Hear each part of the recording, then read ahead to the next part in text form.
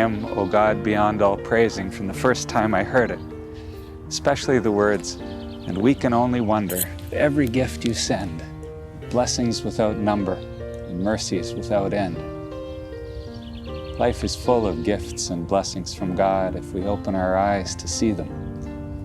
The blessings of each day with its challenges and joys, the blessings of each face we see, each person we encounter, the gift of our lives, our bodies, our experiences, our families, those we love, those who inspire us.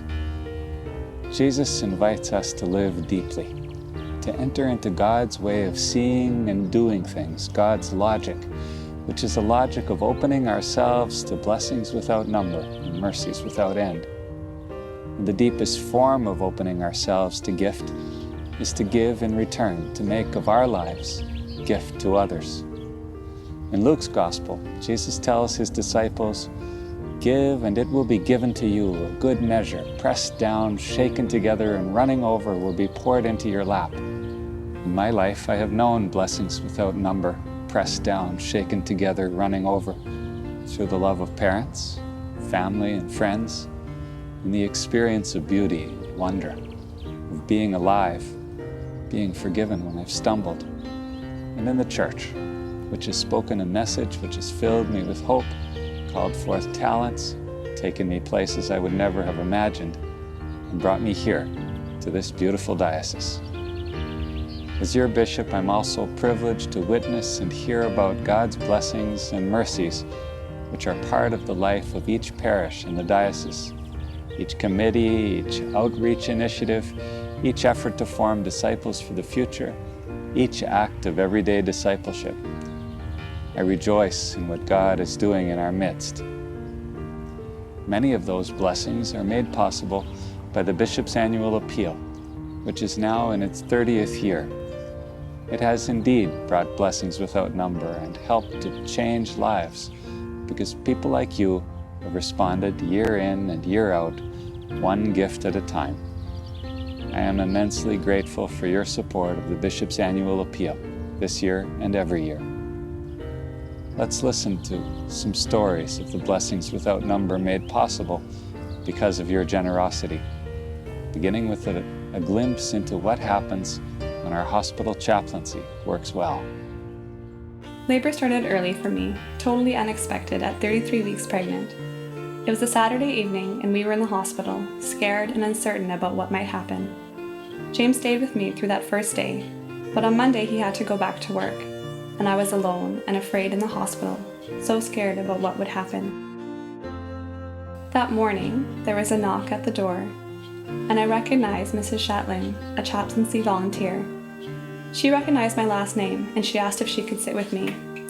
She listened, reassured me, read a psalm with me. She prayed with me and gave me communion. It was such a gift since I hadn't been able to go to Mass the day before. The doctors and nurses were great, but everything was so medical and scary. Mrs. Shatland made me feel so human. It was like having a mom or a grandma with me. Oliver was born 7 weeks early, just 2 days after that visit. I was discharged a few days later, but a problem with Oliver's heart required surgery. He spent another month in the hospital. Leaving a child alone at the hospital is one of the hardest things I've had to do as a parent, but we never had to leave for church. Our faith family was right there, in the same building, praying with us when we could go to Mass, and praying for us when we needed to be with Oliver. When we were terrified that we might lose our son, we were surrounded by our church family. We were so blessed to know that we were never alone. Several of the ministries supported by the Bishop's Annual Appeal involve outreach to those in need, in our hospitals, our prisons, ministry to the unborn, the poor, those with disabilities, those who need counseling, victims of injustice. Other ministries funded by the Appeal seek to build up the church. Among them are our diocesan programs of catechesis and Christian initiation. I never expected to find myself enjoying the Catholic Church, going to RCA one night a week, and being welcomed into the church at this year's Easter Vigil. But one night I went to a prayer service at the church with a group of my Catholic friends. I found myself in tears and didn't understand why. As I thought about my own spirituality that night and in the months that followed, I found myself attracted to what my friends had. These ordinary Catholic women were so filled with joy. They cared so much about the world and about me. I was looking for something more in my life, and they seemed to have it. One morning, I was sitting on my deck beside the pond in my yard, talking to God about my friend Renee. As I listened to the water trickle in the pond, God sent me a hummingbird, my favorite bird. It sounds crazy, but that bird was God's sign to me. That hummingbird gave me the courage to ask Renee what it might involve in joining the Catholic Church. That's when I met Linda, who works for the diocese in Christian initiation and catechetics, and also coordinates the rite of Christian initiation for adults in our parish in Wadena. From that moment I walked into the church, I felt like I belonged, even though it was a bit strange and I didn't know what to do. Each week I went nervous and afraid, and each week I left feeling more welcomed and more at home. Linda and all the people who shared their faith and their lives each week drew me into the faith and helped me find mine. When the chrism oil was traced on my forehead at this year's Easter Vigil, I didn't want to wash it off because I never wanted to lose the smell of arriving at my own spiritual home. God showers blessings without number upon us every day through the gifts that you offer through the appeal. And each gift, like each blessing, goes beyond numbers because God's mercy spills over us without measure. God's logic, revealed above all in the life, death, and resurrection of Jesus, is to give everything, to be poured out in love, that we might have life. God's blessings aren't earned, but come freely, and our response is freely given in return. When you make your gift to the Bishop's annual appeal, you offer the potential for an outpouring of blessings without number, and the return on your investment is changed lives. Listen to the wonderful witness of a group of young people who are doing just that, letting their light shine. Well, we try to be a group that shows God's love to others through service in the community. We're just at the Friendship Inn today, and we're trying to help just clean and help make lunch today. We're volunteering here at the Friendship Inn just to help people in need. We love doing service projects, and that's the name of our group, Servants for Christ. So this is one of our service projects. Servants for Christ. For the Bishop's Appeal, we had a bake sale at our church, and all the kids brought baking, and lots of people from the parish pitched in and brought baking. And everybody bought a bunch of goodies, very yummy goodies, and then we sold it, and we got almost $500. We were shown the pamphlet of the Bishop's Appeal, and we talked about it, and we saw all the places that it would go to and what a good cause it was, so we just decided that that's where we would give it. Finally, let's listen to some encouraging words from recent graduates of our lay formation program, funded by the Bishop's annual appeal.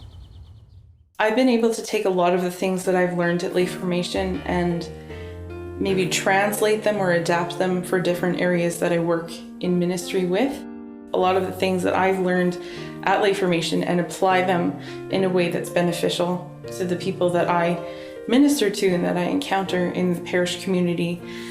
Our God has blessed us. Yeah, and thanks to the team that works and keeps everything going here. They are just phenomenal. Yes. Really. If somebody is asking you, or if somebody is saying, go, then the time is right. It's God calling you. Might sound like the voice of a friend, but it's God calling. Brothers and sisters in Christ, thank you for your generous response to the appeal over the years, which has allowed us to educate children and adults in the faith, to explore our faith together, to form seminarians and priests for service, to communicate and proclaim the gospel, to visit the sick and imprisoned, and to support families in times of need. Over the last year, we have been engaged in strategic planning as a diocese, reallocating resources and assessing the needs of God's people to ensure that we are using the gifts you give us to meet the greatest needs in the most effective way possible. As a bishop, I'm keenly aware that there will always be more needs than we have resources to address. We do what is possible with what we have. What we have comes from you. Increased giving could allow us to better reach out to refugees and immigrants who are trying to make a home in our communities, and to more effectively find ways to speak the hope-filled gospel in a way that younger generations can hear and understand. Every gift, no matter the size, is a participation in the blessings God pours out. Together, we sing a melody in rich and varied tones of God's amazing love, and lift up our chorus to a God beyond all praising.